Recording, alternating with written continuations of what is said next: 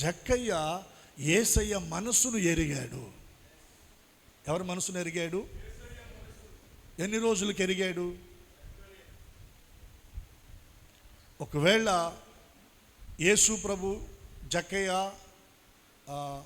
త్వరగా దిగు, నేడు నేను నీ ఇంట ఉండవలసి ఉన్నదని జక్కయ్యతో మాట్లాడిన ఆ క్షణము మొదలుకొని జక్కయ్య ప్రభువుని ఇంట చేర్చుకున్న ఆ గడియల వరకు ఒక 2 గంటలో 3 గంటలో ఒక 4 గంటలో మనం అనుకుందామండి.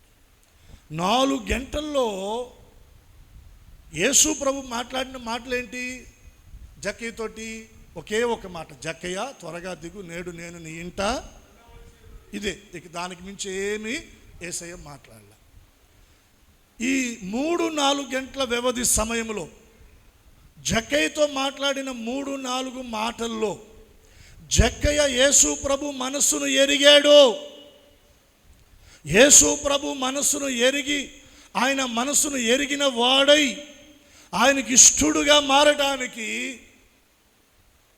తన జీవితంలో ఎవరి దగ్గర అన్యాయముగా తీసుకున్నాడో దాన్ని వారికి మరలా తిరిగి ఇచ్చివేయడానికి ఒక సమర్పణలోనికి జక్కయ్య ముందుకొచ్చాడు.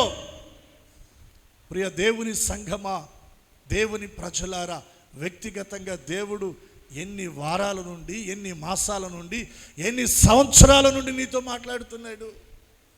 నీకు అర్థమవుతుందా దేవుని మనసు? దేవుని ఆలోచన నీకు అర్థమవుతుందా? దేవుని ఆంతర్యం నీకు అర్థమవుతుందా? దేవుని సంకల్పం నీకు అర్థమవుతుందా? ఏంటి దేవుని మనసు? అన్యాయమైనది ఏది నీ దగ్గర ఉండకూడదు, అక్రమ సంబంధమైనది ఏది నీ ఇంట ఉండకూడదు, హేయమైనది ఏది నీ జీవితంలో కనబడకూడదు. దుర్మార్గత నుండి, దుష్టత్వం నుండి నువ్వు మరలాలి, చెడుతనాన్ని విడిచిపెట్టాలి.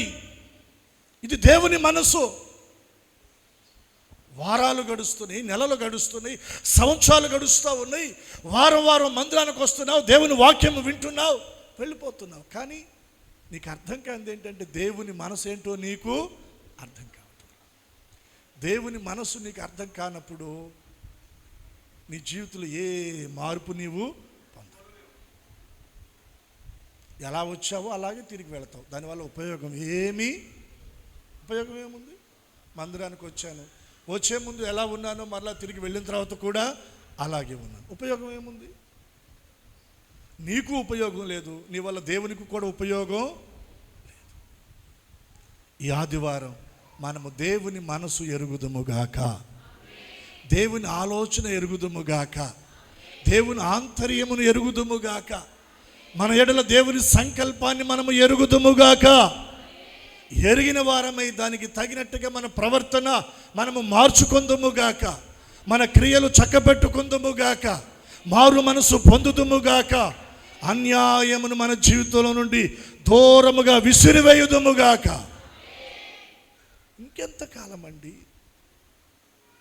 ఇంకెంతకాలం అదే బ్రతుకు, అదే జీవితం, మార్పు లేని, మారు మనసు లేని అదే జీవితం ఇంకెంతకాలం?